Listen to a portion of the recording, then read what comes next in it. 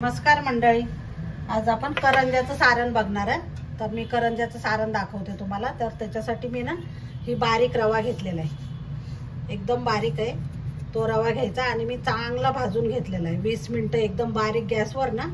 मी भाजलेला वगैरे काही नाही दाखवलंय तुम्हाला, कारण आपण नॉर्मली भाजतो ना त्या पद्धतीनेच भाजायचा, फक्त मोठा गॅस करायचा नाहीये। तर आता मी सारण करून दाखवणार आहे, याच्यातला रवा ठेवणार आहे, जास्त नाही सारण करणार आहे मी।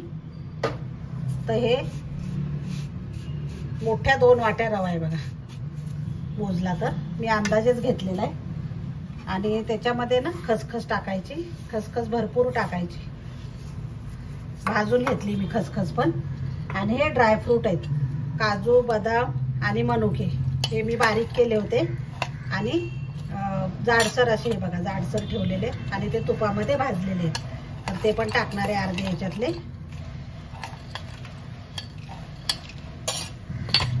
आणि खोबरं खिसून मी भाजून घेतलेलं आहे बारीक गॅसवर, ह्याच्यात काही तूप वगैरे टाकलेलं नाही, सुक्कच भाजलेलं आहे। तर खोबरं पण घ्यायचं, खोबरं तुमच्या आवडीनुसार घ्यायचं, कसं तुम्हाला आवडतंय जास्त कमी। आणि वेलची जायफळ पूड, ते पण मी करूनच ठेवते कारण पटकन टाकता येते म्हणून। हे 2 चमचे टाकणार आहे मी बारीक। आणि थोडंसं मीठ घालणार आहे मंडळी, हे बघा अगदी थोडंसं मीठ घालायचं, जास्त नाही घालणार आहे। आणि आता बारीक साखर घालायची, ते पण तुम्हाला किती गोड आवडतंय ना। मी मिक्सरमध्येच जाड साखर होती, ते मी मिक्सरमध्ये बारीक करून घेतलेली, ते घालायची।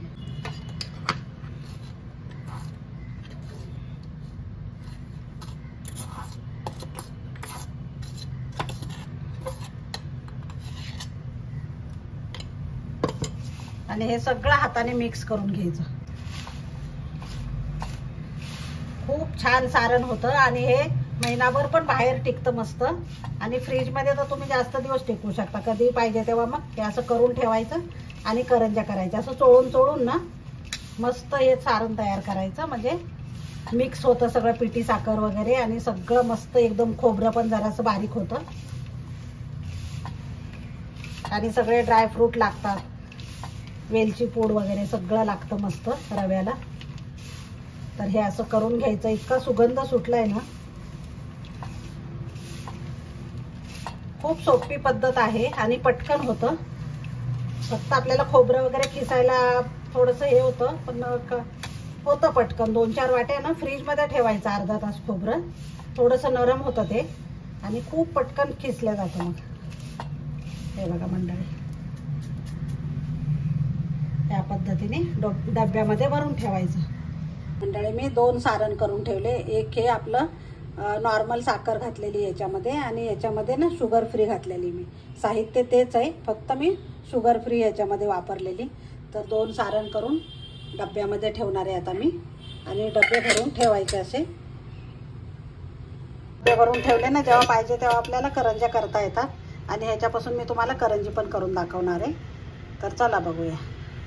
तर मंडळी आता करंजीसाठी पीठ मळायचं आहे, तर त्याच्यासाठी मी 1 कप मैदा घेणार आहे, फुल भरून घ्यायचा कप,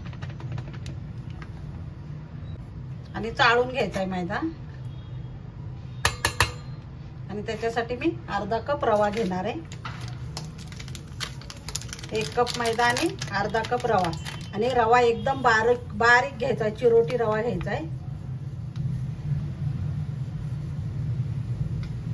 हे बघा, हे प्रमाण एकदम बरोबर आहे, एकदम करंजी खुसखुशीत होणार, मस्त होणार। एकदम बारीक आहे बघा, तुम्ही जवळून बघा, एकदम बारीक आहे। तर तोच रवा घ्यायचा आहे। तर आता मी दोन्ही हे एकत्र करून मी चाळून घेते। तर मंडळी आता मीठ टाकून घ्यायचं थोडंसं, बिना मिठाचा पदार्थ कुठलाच ठेवायचा नाही, त्याच्यामुळे मीठ टाकायचं, मिक्स करायचं चांगलं। आणि आता मी तेल घेणार आहे, 4 चमचे, पोहे खायचे चमचा आहे ना आपला, त्याच्याने मी 4 चमचे तेल घेते।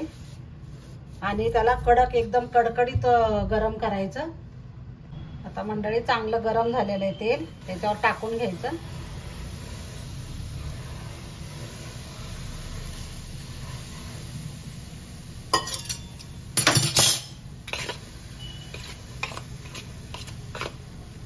आणि मिक्स करायचं उलटण्याने. आता हे मंडळी चांगलं चोळून घ्यायचं पिठाला, सगळ्या पिठाला असं चोळून घ्यायचं मस्त. हे बघा, आणि नॉर्मल पाण्यामध्ये मळायचं. आता मी सगळं व्यवस्थित चोळून घेते. आता एकदम थोडं थोडं पाणी टाकून घट्ट असा गोळा करायचा आहे, जास्त पातळ नाही मळायचं. हे बघा मंडळी, एवढं घट्ट मळायचंय. मस्त मी मळलेलं आहे. आता हे थोडं अर्धा तास असंच भिजत ठेवायचंय, नंतर मग करंजी करायला घ्यायची.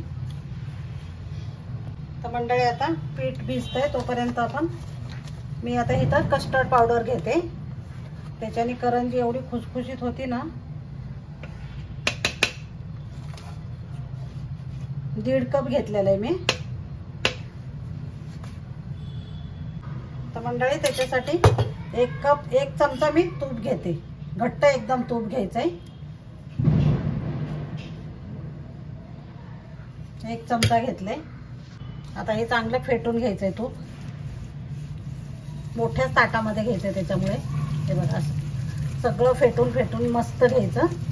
असं करून आपण नानकटायला कसं करतो त्याप्रमाणे. हे बघा मंडळी, अशा पद्धतीने मी फेटून घेतलंय सगळं ताटामध्ये मोठ्या. तर आता आपण करायला घेणार आहे. हे बघा मंडळी, ह्याच्यातला अर्धा गोळा घेतला. ह्याचे 5 गोळे केलेत छोटे छोटे. ह्याच्या मी चपात्या लाटून घेणार आहे आता एकदम मस्त गोल. आणि मग त्याच्यावर हे साठा लावायचा. आता मी चांगल्या चपात्या लाटून घेते. हे बघा मंडळी, या पद्धतीने मी सगळ्या चपात्या लाटून घेणार आहे. 5 चपात्या. तर आता मी सगळ्या ह्या चपात्या लाटून घेतलेल्या आहेत मस्त. हे बघा, एवढ्या पातळ लाटायच्या एकदम. आता ह्याला साठा लावून घ्यायचा मस्त. जास्त पण लावायचा नाही, नाहीतर मग तेलकट होतात. आता याच्यावर दुसरी चपाती घालायची.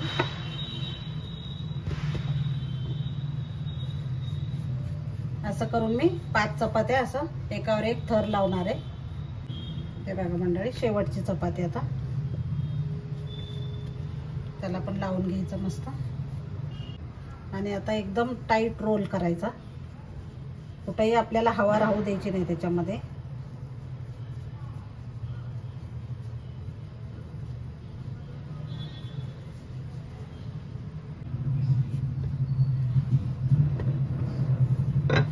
ते थोडंसं असं करून घ्यायचं.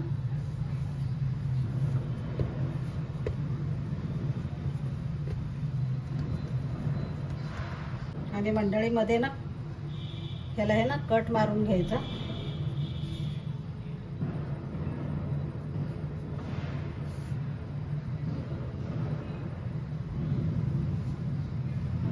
हे बघा, या पद्धतीने किती लेअर दिसत आहेत बघा मस्त. तर आता मी हे कट करून घेणार आहे.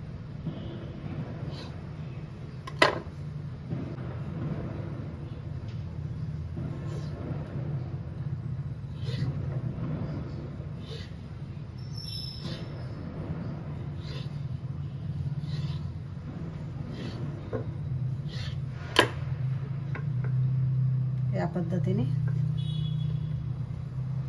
आता ना लेअरची बाजू आहे ना ती वरती ठेवायची आणि त्याला लाटून घ्यायचं अलगद.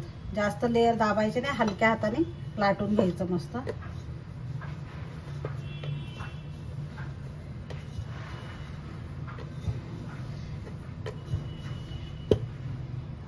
हे बघा मंडळी, लाटून घेतलेलं आहे. तर आता मी थोडंसं पाणी लावते साईडने, कारण कधी कधी ना करंजी उचकली जाते आणि सगळं तेलामध्ये ना बाहेर येते. म्हणून पाणी किंवा मग दूध लावायचं, दोन्हीपैकी एक कुठलंही चालेल. आणि सारण भरायचं. मी असे हातावरच करते, साच्याने करत नाही. तुम्ही कशा करता करंज्या मला नक्की कमेंटमध्ये सांगा. आणि असं करून मी बंद करते. हे बघा,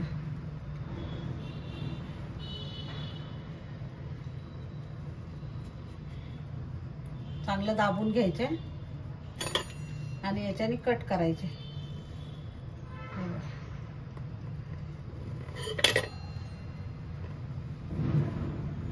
मी अशी करते. तुम्ही कुठली पद्धत वापरता किंवा कुठला साचा वापरता ते मला नक्की सांगा. आता मी सगळ्या अशाच करून घेते. हे बघा मंडळी, तेल तापायला ठेवलेलं आहे. आता जास्त तापवायचं नाही तेल. तर आता एवढंसं म्हणजे थोडंसं जास्त टेम्परेचर नाही ठेवायचं तेलाचं. हे बघा, अगदी थोडंसं गरम. तर आता करंजी टाकून घेऊया.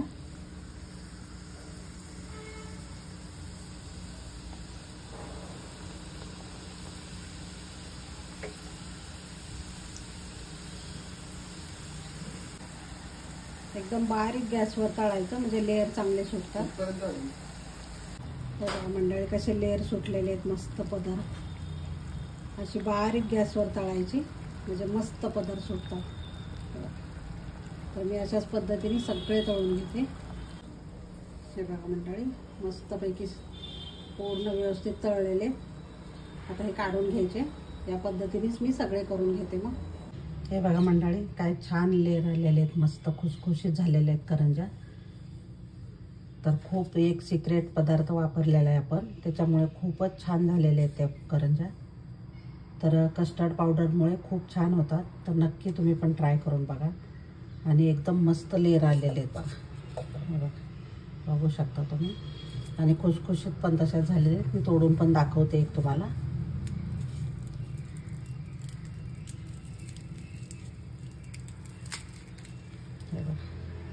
आतपर्यंत कसे खारीसारखे लेअर दिसत आहेत आणि खूप भरगच्च भरलेले आहेत मस्त.